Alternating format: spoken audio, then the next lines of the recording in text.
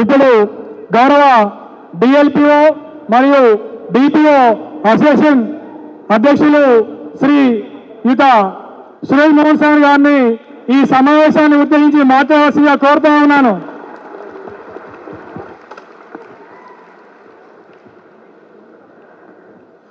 సభకు నమస్కారం.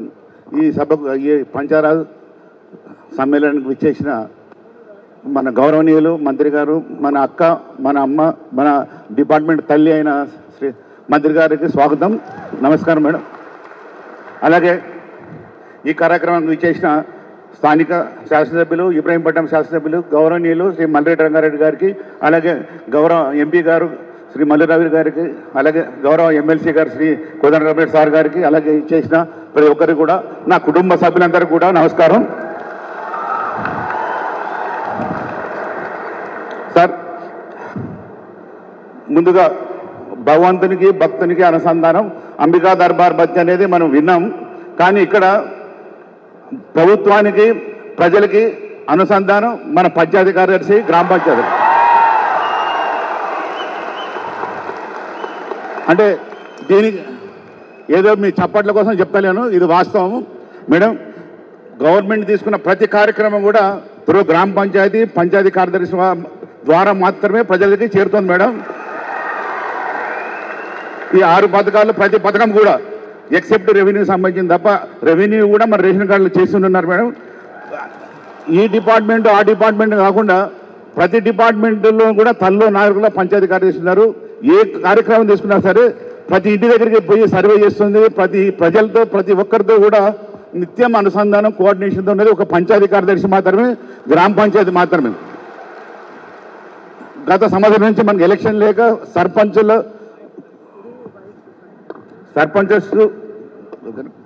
ఇప్పుడు మనకి ఎలక్షన్ లేక ప్రజాప్రతినిధులు లేరు గ్రామాల్లో, అయినా కూడా వారు లేని లోటు కనపడకుండా చేస్తున్న మన పంచాయతీ కార్యదర్శులందరూ కూడా వాళ్ళ సేవలు శ్లాఘనీయం. అలాగే మనకి అన్ని డిపార్ట్మెంట్లు పనిచేస్తున్నా కానీ ఆ పనికి తగ్గట్టుగా పేరు రావడం లేదు మేడం. మేము ఏం చేసినా సరే వేరే డిపార్ట్మెంట్ వెళ్ళిపోతుంది. సో క్యాస్ట్ సర్వే చేసాం, పంచాయతీ కార్యదర్శి చేశారు క్యాస్ట్ సర్వే, కానీ అది డిపార్ట్మెంట్ వేరే డిపార్ట్మెంట్ వెళ్ళిపోయింది. అట్లా రేషన్ కార్డు సర్వే చేశారు, అది కూడా వేరే డిపార్ట్మెంట్ టేకప్ చేశారు. అట్లా ఇందిరమ్మ పథకం చేస్తే ఇందిరమ్మ వాళ్ళు, హౌసింగ్ వాళ్ళు తీసుకుంటున్నారు. అంటే ప్రజల దగ్గర నిత్యం వాళ్ళకి అందుబాటులో ఉంటూ వాళ్ళ పని చేస్తున్నా కూడా ప్రభుత్వ పని ప్రతి ఒక్కరు పని చేస్తున్నారు. కానీ ఇప్పుడు మనకి కొత్తగా గవర్నమెంట్ వచ్చినాక కొన్ని మంచి పనులు ఏంటంటే మేడం, మేము ఇంతకుముందు ఆదివారం శనివారం ఏ హాలిడేస్ వచ్చినా కూడా పనిచేసాము. ఈ మధ్యకాలంలో ఆదివారం శనివారం ఎంజాయ్ చేస్తున్నాం. ఆదివారం ఎట్లుంటుందో శనివారం ఎట్లుంటుందో హాలిడే ఎట్లుంటుందో ఇప్పుడు ఈ మధ్య చూస్తున్నాం మేడం. అందుకు ప్రభుత్వానికి ముఖ్యంగా ధన్యవాదాలు. అలాగే ఎప్పుడు కూడా గ్రామ పంచాయతీ వర్కర్లకి, కంప్యూటర్ ఆపరేటర్లకి శాలరీ గవర్నమెంట్ ఇవ్వలేదు, ఎప్పుడు గ్రామ పంచాయతీ నిధుల్లో ఇచ్చేది. కానీ ఈ ప్రభుత్వం మాత్రమే గత 1.5 years నుంచి వచ్చినప్పటి నుంచి ప్రతి నెల ఆల్ ఎంపీడబ్ల్యూఎస్ వర్కర్స్కి, డేటా ఎంట్రీ ఆపరేటర్స్, గ్రామ పంచాయతీలో పనిచేసిన ప్రతి సిబ్బందికి కూడా జీతాలు ఇవ్వడం జరుగుతుంది, ప్రతి నెల ఇవ్వడం జరుగుతుంది. ఎక్కడ 1-2 చోట్ల కన్నా మిస్టేక్ ఉంటే తప్ప 100% ప్రభుత్వం నుంచి తప్పు లేకుండా ప్రతి ఒక్కరు ఎంపీడబ్ల్యూఎస్ కూడా శాలరీ ఇవ్వడం వల్ల మన గ్రామాల్లో ప్రజాప్రతినిధులు లేకపోయినా వాళ్ళతో పని చేయించగలగడానికి శక్తి వస్తుంది, మనకు అవకాశం కలుగుతుంది మేడం.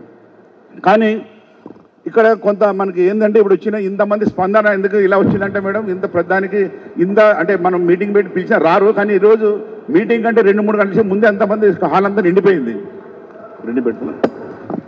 ఎందుకంటే వాళ్ళలో ఆవేదన ఉంది. ఒక 4-5 years నుంచి చాలా ఇబ్బందుల్లో ఉన్నారు మేడం.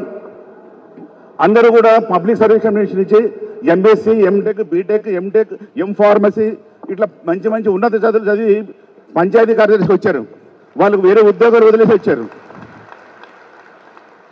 కానీ మనకి ఏం చేశామంటే వాళ్ళు జూనియర్ పంచాయతీ కార్యదర్శి అనే హోదా ఇచ్చి 15,000 తోటి 3 ఏళ్ళు పని చేయించుకున్నాం. తర్వాత వాళ్ళు రెగ్యులరైజేషన్ ఏ డిపార్ట్మెంట్లో లేదు, చరిత్రలో ఎప్పుడు లేదు. ఒక 4 years తర్వాతనే రెగ్యులరైజ్ చేస్తాం. అది కూడా రెగ్యులరైజ్ ఒక డిస్ట్రిక్ట్ ఎవాల్యుయేషన్ కమిటీ పెట్టి దాంట్లో డిపార్ట్మెంట్ సంబంధం లేని వ్యక్తులు, వాళ్ళకి సంబంధం లేని వ్యక్తుల్ని, అంటే పోలీస్ డిపార్ట్మెంట్ నుంచి డిఎస్పీ, ఫారెస్ట్ డిపార్ట్మెంట్ నుంచి డిఎఫ్ఓ, ఏసీఎల్బీ అంటే మన కలెక్టరేట్ నుంచి ఏసీఎల్బీ అంటే మాకు అభ్యంతరం లేదు. కానీ ఈ పోలీసు వాళ్ళు, ఫారెస్ట్ వాళ్ళు మార్కులు వేస్తేనే వీళ్ళు రెగ్యులర్ అవుతారు అనే నిబంధన ఉంది మేడం. అది కూడా 80 మార్కులు రావాలి. సో అది అసంబద్ధమైనది. దాన్ని తీసేయించేందుగా గౌరవ మంత్రి గారికి తల వంచి శిరస్సు వంచి నమస్కారం చేస్తున్నాం మేడం. అలాగే వీళ్ళకి ప్రతి ఒక్కరు, నేను కూడా పబ్లిక్ సర్వీస్ నుంచి అపాయింట్ అయినా, కానీ నాకు డేట్ ఆఫ్ అపాయింట్మెంట్ అంటే ఎప్పటి నుంచి అయితే గవర్నమెంట్ ఆర్డర్ ఇచ్చిందో ఆర్డర్ రోజు నుంచి నా సర్వీస్ కౌంట్ అయింది. కానీ వీళ్ళ కౌంట్ 4 years తర్వాత అవుతుంది. అంటే ఏప్రిల్ 19, 2019 ఏప్రిల్ 11 తేదీలో వీళ్ళు అపాయింట్ అయ్యారు. కానీ రెగ్యులరైజేషన్ మాత్రము దైవాధీనం అయిపోయింది. 4 years తర్వాత 5 years తర్వాత వాళ్ళ డేట్ ఆఫ్ అపాయింట్మెంట్ వాళ్ళ సీనియారిటీ కౌంట్ అవుతుంది. కాబట్టి మేడం ఏప్రిల్ 2019 ఏప్రిల్ 11 నుంచి వాళ్ళు ఏదైతే అన్నారో ఆ రోజు నుంచి కూడా వాళ్ళ సర్వీస్ని కౌంట్ చేస్తూ నోషనల్గా మీరు సర్వీస్ కౌంట్ చేసిన దానిలో మాకు డబ్బులు వద్దు, వాళ్ళకి జీతం వద్దు మేడం. జస్ట్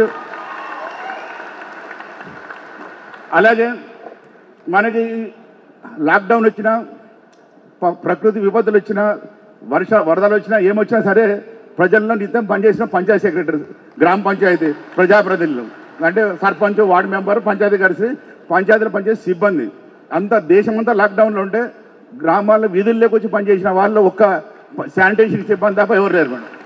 సో వీళ్ళు వర్షం వచ్చినా వాళ్ళే ఉండాలి, కరెంటు పోయిన వాళ్ళే ఉండాలి, ఇల్లు కూలిపోయిన వాళ్ళే ఉండాలి.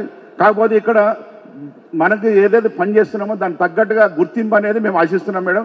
దానికి డబ్బులు అవసరం లేదు, మాకు జీతం అక్కర్లేదు, ఏమలేదు, కానీ గుర్తింపు మాత్రమే అడుగుతున్నాం. అంటే పని చేసినందుకు వీళ్ళు పని చేస్తున్నారు. మేము గవర్నమెంట్ తీసుకున్న ప్రతి పాలసీని ప్రజలకు తీసుకెళ్లేది పంచాయరాజ్ వ్యవస్థ మాత్రమే మేడం. కాబట్టి ఇంత వ్యవస్థని మీరు చక్కగా 1.5 years నుంచి నడిపిస్తున్నారు. మీరు మీ దగ్గరికి ఎప్పుడు వచ్చినా కూడా మా ప్రాబ్లమ్స్ వింటున్నారు, యాక్సెసిబిలిటీ ఉంది. మాకు అవకాశం కల్పించినందుకు మీకు ధన్యవాదాలు తెలియజేస్తున్నాం. అలాగే తెలంగాణ ప్రభుత్వానికి కూడా ధన్యవాదాలు తెలియజేస్తున్నాం. కాకపోతే ఇక్కడ చిన్న 2-3 విషయాలు ఉన్నాయి మేడం. మన పంచాయతీ యాక్ట్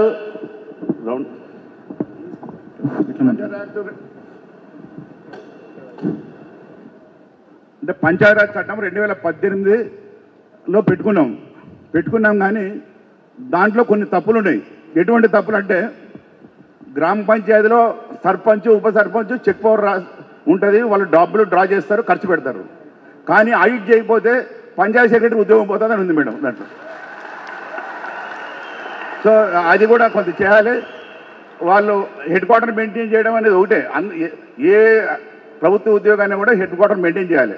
కానీ వీళ్ళకి మాత్రమే హెడ్ క్వార్టర్ మెయింటైన్ చేయకపోతే రిమూవల్ అని ఉంది.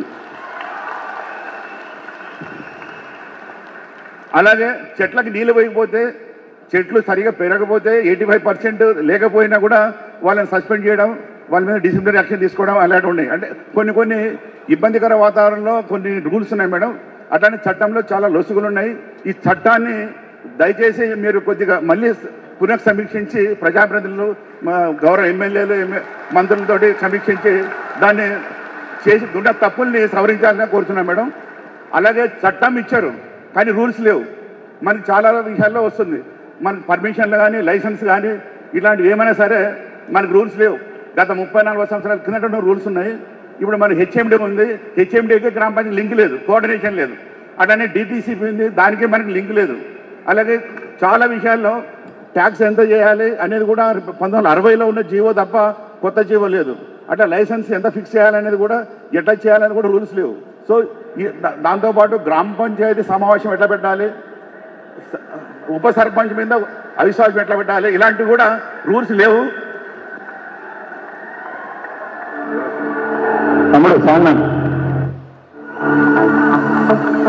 ఈరోజు జరుగుతున్న రాష్ట్ర స్థాయి పంచాయతీ కార్యదర్శుల ఆత్మీయ సమ్మేళనాన్ని ఇచ్చేస్తున్న పెద్దలు పొన్నం ప్రభాకర్ గౌడ్ గారు స్వాగతం, సుస్వాగతం.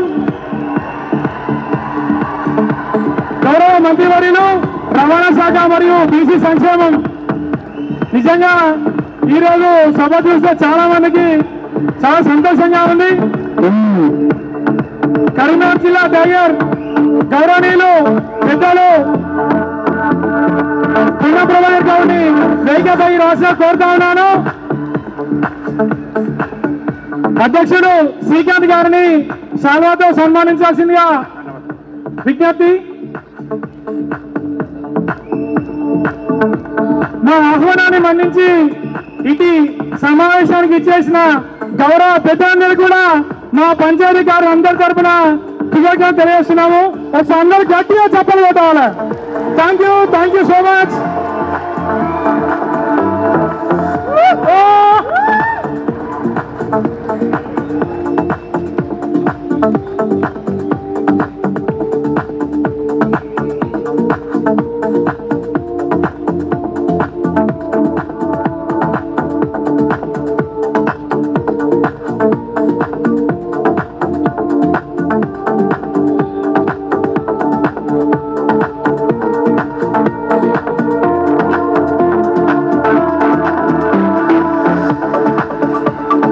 Thank you sir.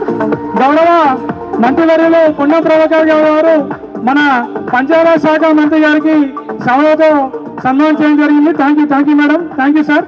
ఇప్పుడు సురేష్ సార్ని కంటిన్యూ చేయాలని కోరుతా ఉన్నాం. గౌరవ మంత్రి గారు సుస్వాగతం. Thank you sir.